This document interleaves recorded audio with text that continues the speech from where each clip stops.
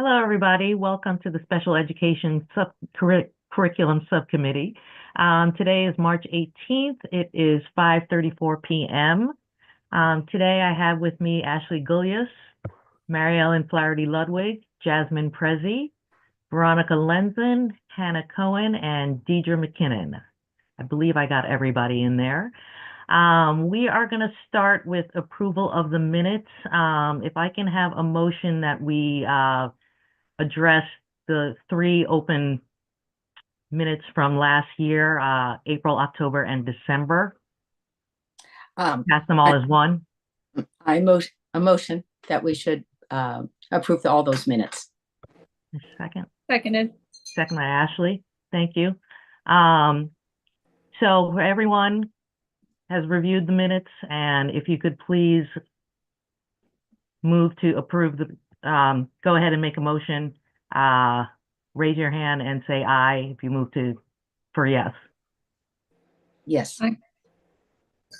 Sorry, a little complicated there, guys. Stumbling.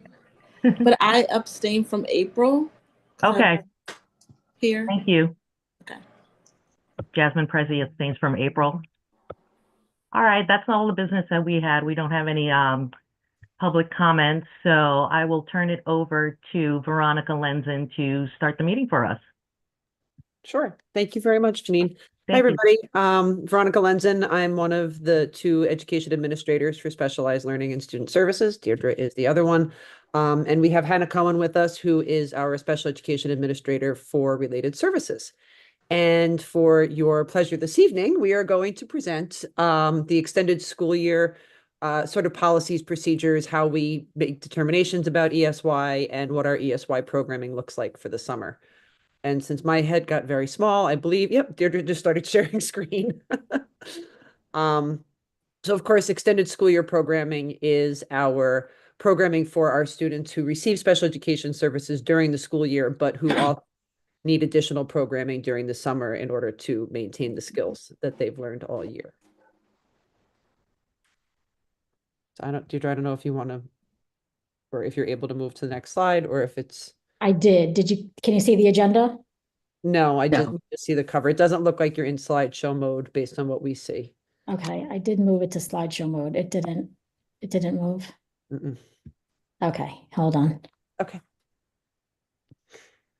Stop share. Hannah, do you have it up on your screen? Yeah, I can try to share it. Okay, thanks. I don't know it. I'm in slideshow mode, but I don't think it's sharing that way.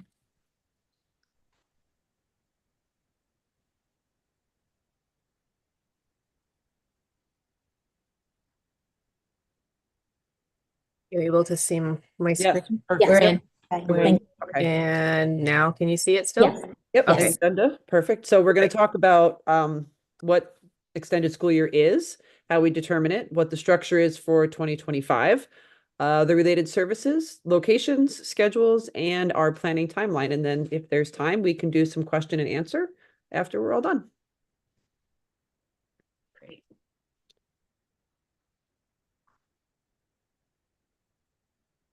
Okay, so our extended school year is special education or related services that are provided to a student with an IEP when school or preschool programs are not in session over the summer.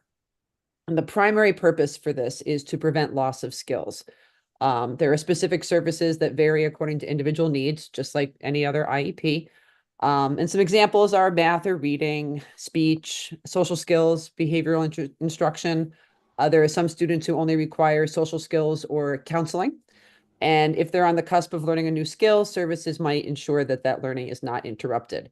And of course, there are lots and lots of students with IEPs who may not need any ESY services at all, and therefore they are not recommended. When we determine ESY, there's a criteria. It's skills and behaviors that related to the IEP goals, so it's nothing new. And they go through this checklist, which you see on the right side of your screen. Typically it's done at the annual review. And they look at whether or not the student is going to lose skills or behaviors that they've been taught, whether or not it'll take a long time for them to catch back up or on lost skills or behaviors. And typically it's longer than is normally expected. So if you've ever talked to a teacher in September or October, they talk about the summer slide. And it's normal for students, general education students included, to slip back a little bit, but they typically recoup their losses very quickly. So the question is, will it take much longer than usual to recoup the skills that they've lost? So that's a big piece of what we look at. We look at whether or not it's unlikely that the student will maintain learned skills or behaviors due to patterns of difficulties with losing those skills. Excuse me. Will a break substantially reduce their chance of ever learning a critical skill? Is the student at a critical age for mastering a skill of self-sufficiency or independence? Will the repeated breaks in educational programming result in the student withdrawing from learning? And does the student have a severe disability such as autism, intellectual disability, degenerative impairments with mental involvement, and or multiple disabilities? And students who have those severe disabilities that I just described are considered to be part of the target group for ESY consideration. We consider all students based on their needs, but we do have certainly the target group, our practical skills, our STAR students, who we really do target for a lot of our ESY programming. And in order to be eligible, you need to be preschool or school age all the way up through age 21 with an IEP. And like I said, it's typically determined every year through data review at PPT, typically the annual.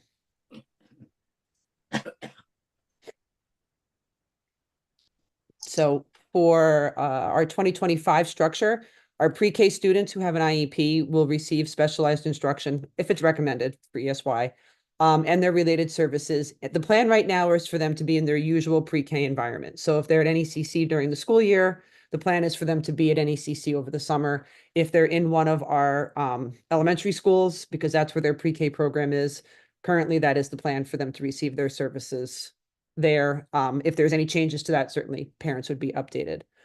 K-5 students with an IEP who are recommended for summer academy will follow an abbreviated school day schedule similar to the one in their regular academic year. And they'll get their specialized learning and related services in the gen ed classroom or in a separate setting, depending on what their IEP recommends. And these students will participate in lunch, recess, and field trips with their typically developing peers. Students in our middle school, grades 6 through 8, current grades 6 through 8, will receive specialized instruction related services in a separate setting. And that really is our STARS, Success, Triumph, and just our STARS, Success, and Triumph classes at the middle school. K-8 will also include LEAP, as well as, like I said, the STARS, Success, and Triumph classes. For our high school, it's actually going to be our current grades 9 through 11, not 12. The students with IEPs receive their services as determined by their PPT. And it also includes reading, ELA, math, social skills, and transition skills. And our 12th graders who have technically conceivably walked through graduation, but may not have received their diploma, if they require ESY skills and they're going into transition, we honor that graduation and we move them to Park Street to our transition program for the summer. So they're the only rising grade level that does actually move forward. And it's really just to honor their graduation. Veronica, do you want me to take this Yep. one? Thank you. So related services are also considered when we are determining ESY services for students. And, similar to just ESY in general, we also look at in these specific areas, does the student require ESY for all those other, reasons that were previously mentioned.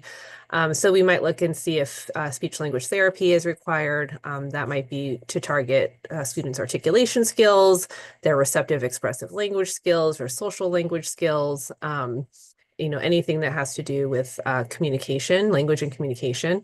A student may qualify for counseling services over the summer to work on social skills, mental health, and just, in order to kind of continue on with the skills that they're working on during the school year.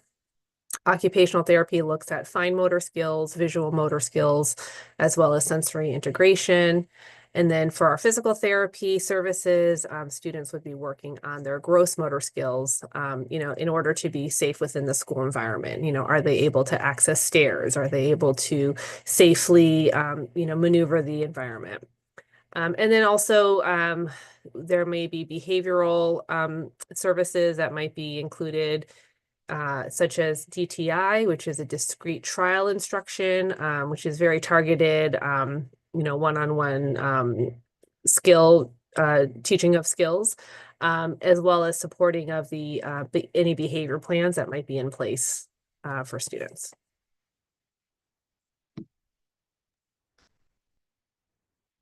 So here shows where everybody will be going. So obviously for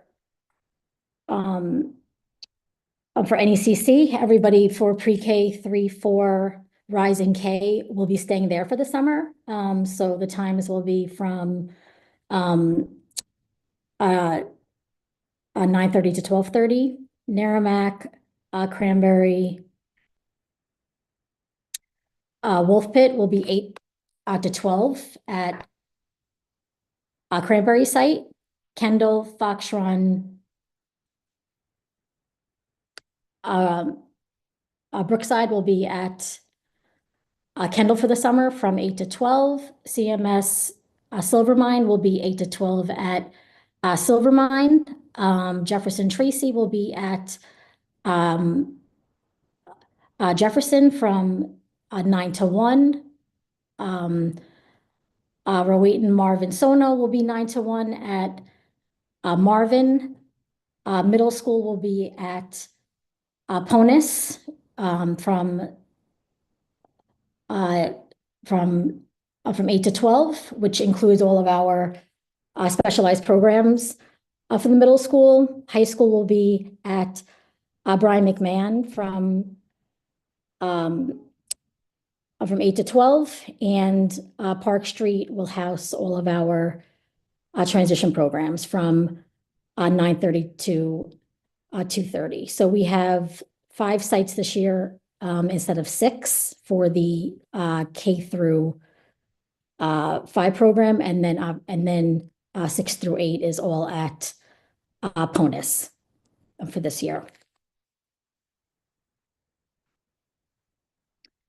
Here is a sample schedule for the K to 4 Summer Academy, and then our 5th grade. So our special education students go to the K to 4 Summer Academy class. Summer Academy will not include grade 5, so the special education students will be in their own class. So here's just an example of what a typical schedule is. There's a 90-minute block of time. So all of our students stay with their peers during this time, and then they just get pulled out for their special education services, whether it's, pull out reading, pull out math, and then they come back to the gen ed time. Math block is usually around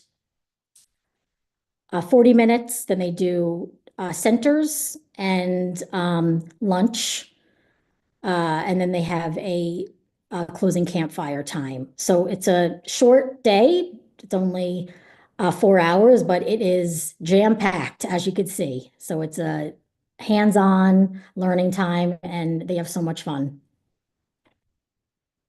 This is a K to 5 specialized program schedule. So this is like a LEAP schedule. So again, it's jam-packed. They're constantly moving, constantly doing things. But this is, they're basically in the class all day with their special education teacher and their paras. And they're, they obviously come, they have breakfast, morning meeting. They do a one-on-one with their paras, RBTs, breaks.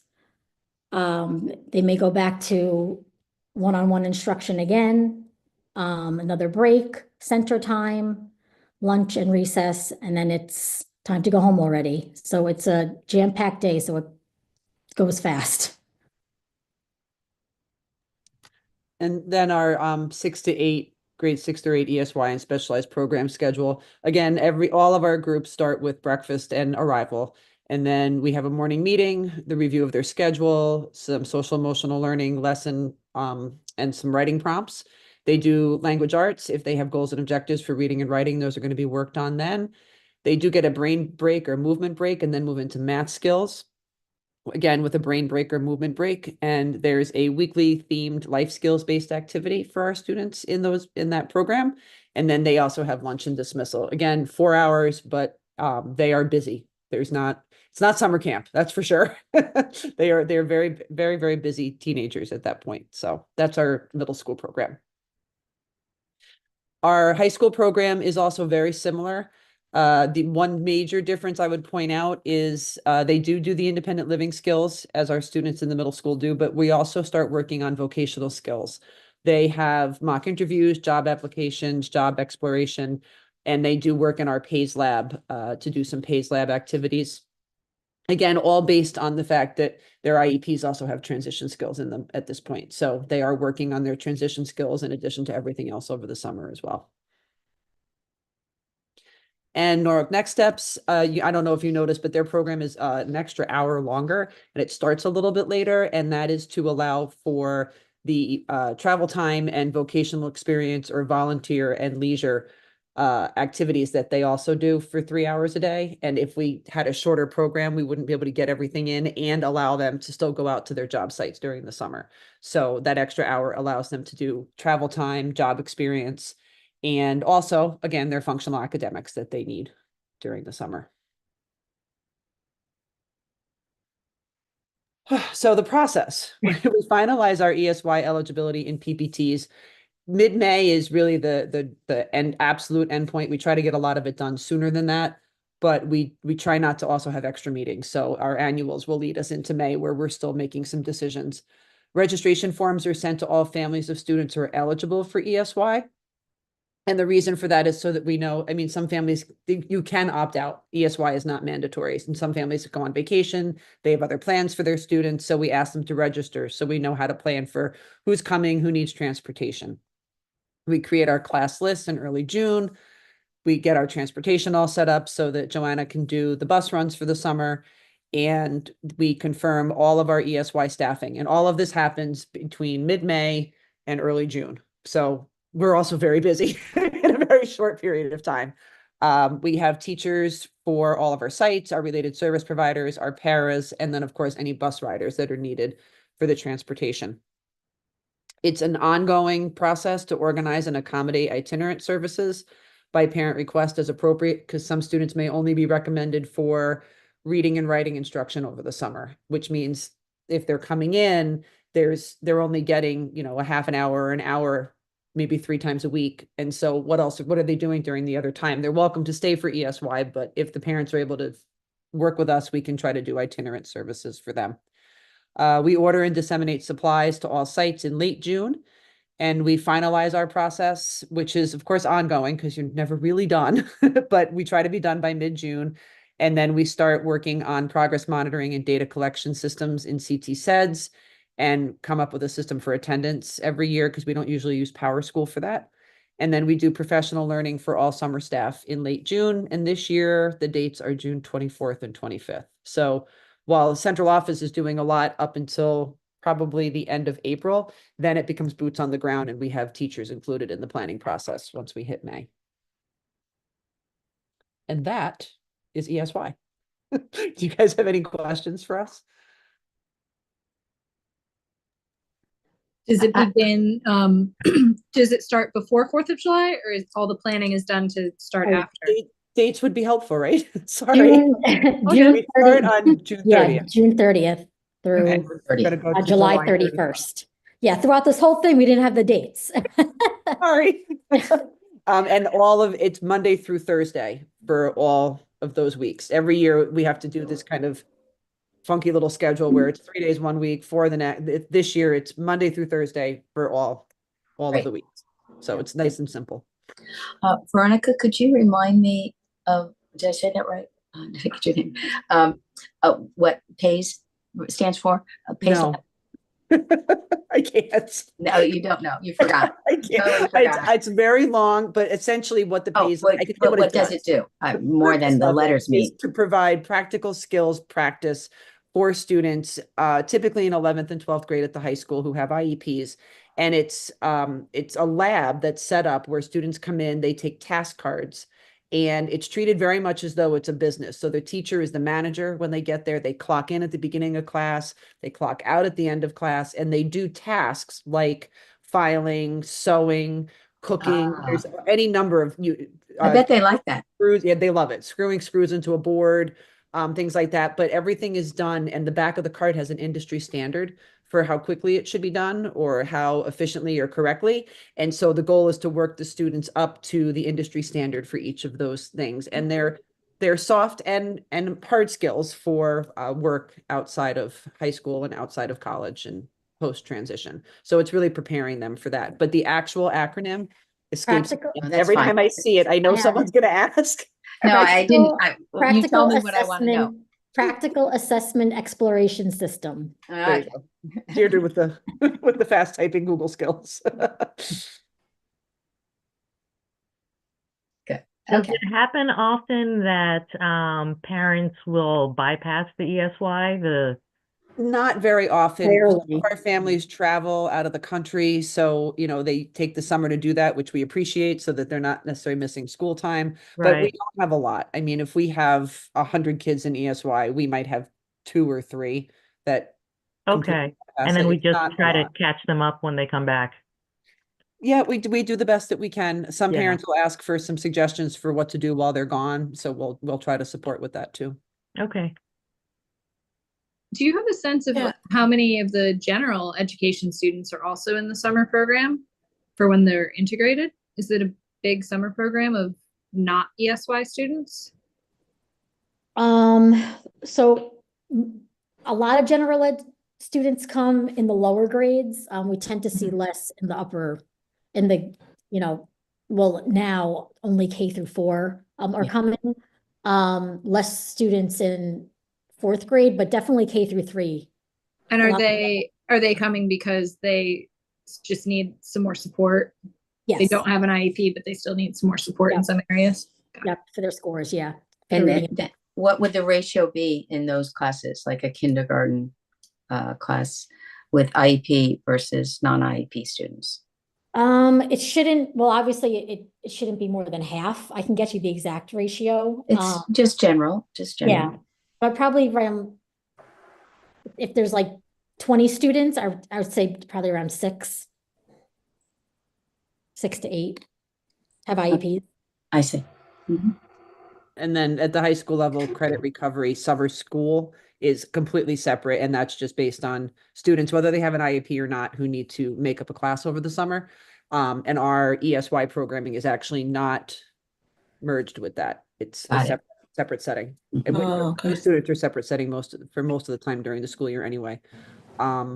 They could do lunch and things like that, but the students who are at summer school are not really looking to socialize. They're looking to get in and get their credits and get out. So Mhm. we make our own social stuff for the ESY kids. Yeah, that was going to be my question. I was wondering if the ESY program was another name for summer school, or is that's still Separate. something Yep. different? Summer school still is credit something different. recovery. They've started actually doing a really good job of really referring to it just as credit recovery as opposed to Oh, summer. I like that. Mhm. Which is helpful in conversations, but ESY is specifically for students with IEPs. Okay, and the credit recovery program, there are some fees associated with that, and there isn't in the ESY.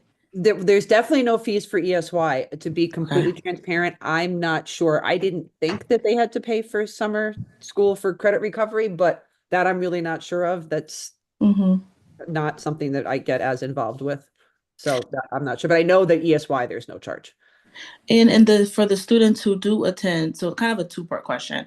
I know you mentioned that this is recommended and that parents can opt out because of what's going on in the summer. So there isn't any bad mark if a parent says that my child bad score or whatever. We can't.